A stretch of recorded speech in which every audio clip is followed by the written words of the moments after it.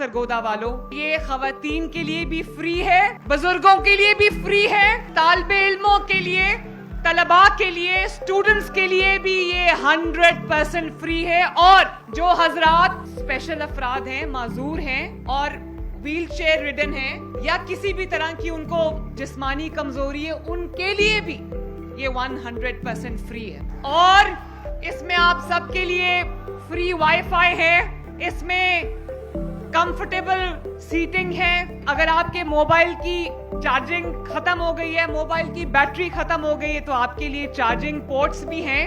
और wheel chair को बस तक पहुंचाने के लिए, बस के अंदर तक पहुंचाने के लिए रैम्प्स अलहदा बनाए गए हैं, जिसके ऊपर आराम से जो व्हील चेयर है वो आप चढ़ा सकते हैं। आपकी और हमारी पहचान FM जीवे पाकिस्तान, पाकिस्तान, पाकिस्तान।